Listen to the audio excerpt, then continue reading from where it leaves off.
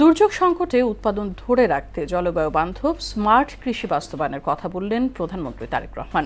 বিকেলে সংসদ অধিবেশনের প্রশ্নোত্তর পর্বে তিনি বলেন, সমতা, ন্যায্যতা ও বৈষম্যহীন বাংলাদেশ বিনির্মাণে কৃষি, স্বাস্থ্য, শিক্ষায় ব্যাপক পরিবর্তন আনা হবে।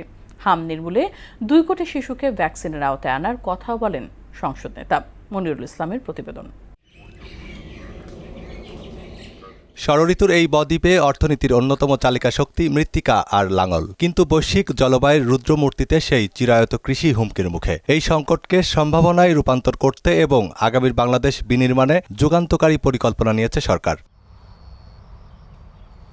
স্পিকার হাফিজ উদ্দিন আহমেদের সভাপতিত্বে শুরু হওয়া জাতীয় সংসদের প্রশ্নোত্তর পর্বে কৃষিকে কেন্দ্র করে আগামীর বাংলাদেশের সেই ভীষণই তুলে ধরেন প্রধানমন্ত্রী। খননের কর্মসূচি সরকার হাতে নিয়েছে, যা ইনশাল্লাহ আমরা আগামী 5 বছরে করব।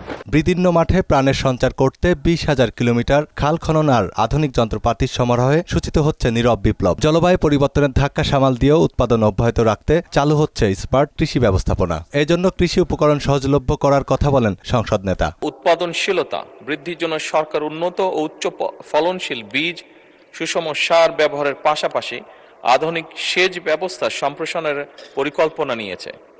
এই জন্য ইতিমধ্যেই 20,000 কিলোমিটার খাল খননের কর্মসূচি সরকার হাতে নিয়েছে, যা ইনশাল্লাহ আমরা আগামী 5 বছরে করব। জলবায়ু পরিবর্তনের প্রভাব মোকাবেলায় ক্লাইমেট স্মার্ট কৃষি বাস্তবায়ন করার পরিকল্পনা রয়েছে বর্তমান সরকারের।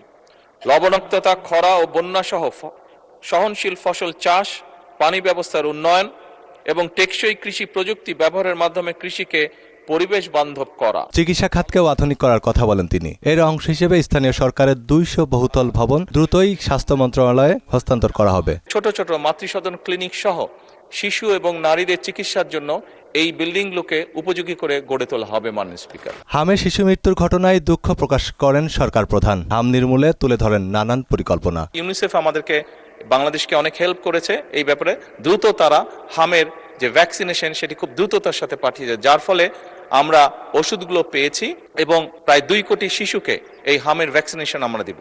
আগামী অর্থবছর থেকেই প্রাথমিকের 2 লাখ শিশুকে বিনামূল্যে স্কুল ড্রেস ও পাটজাত ব্যাগ দেওয়ার কথা বলেন প্রধানমন্ত্রী। একসময় যে সোনালী আঁশ বলতাম, সেই জুট থেকে, পাট থেকে তৈরি আমরা বাচ্চাদেরকে স্কুল ব্যাগ দিব এবং একই সাথে ড্রেসের পাশাপাশি একই সাথে আজকে সকালে মাননীয় স্পিকার একটি পরিকল্পনা গ্রহণ করেছি। আমরা চেষ্টা করছি প্রাইমারি স্কুলের বাচ্চাদেরকে আমরা জুতো সরকার থেকে দেব।